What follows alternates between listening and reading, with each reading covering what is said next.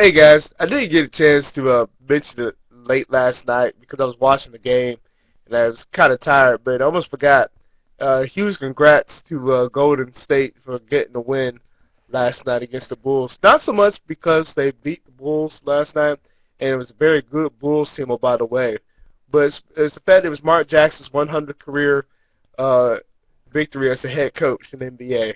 And it's kind of funny because I remember watching him, man, playing back in the days, the Pacers with Reggie Miller, Rick Smits, um, a handful of those guys, like Antonio Davis, a handful of those guys back in the day. So, it's kind of funny hearing he is coaching a really good young team and just getting that big, it's always a big win in the NBA. No different from NFL or Major Leagues or NHL too. So, and again, like I said, against a very good Bulls team who's gotten better the last few games too, and are really good on the road too.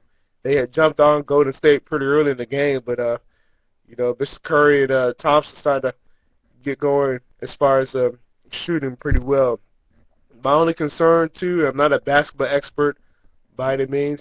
My only concern is going into the playoffs is for one, can they stay healthy? Because noticed they did have David Lee and Andrew Bogut last night. I know they had Jermaine O'Neal, and he was able to get some minutes in to help him out as well. But also, too, with Thompson and the Curry, can those guys stay healthy in the playoffs? That's my biggest concern with them. And now another thing, too, I noticed the guys inside the NBA were mentioned, Charles Barkley, Kenny Smith, and Shaquille O'Neal. They're getting hot too, but when it gets to those 7-game series, how long could the hot shooting keep going?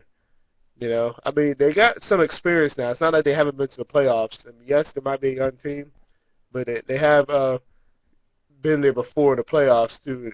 Obviously, I think they was knocked out against the Spurs last year, but it's when it gets to they're going. My point is, when they get to playoff time, they're going to need those big guys between Lee and Bogut to pretty much keep on advancing because a lot of the media is hyping them up, whatnot, and very rightfully so because they're playing well this season.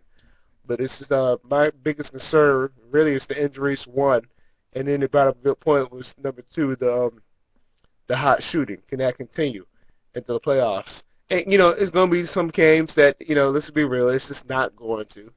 But since they got a little bit of experience under the belt, too, they're a fun team to watch. So I think they'll be fine, too. And, the main thing, too, is the West is always going to be beating up on each other with those teams. I mean, you still got the Rockets, you got the Thunder, you got the Spurs. Memphis might be trying to do a little bit of something. Obviously, the Clippers, too.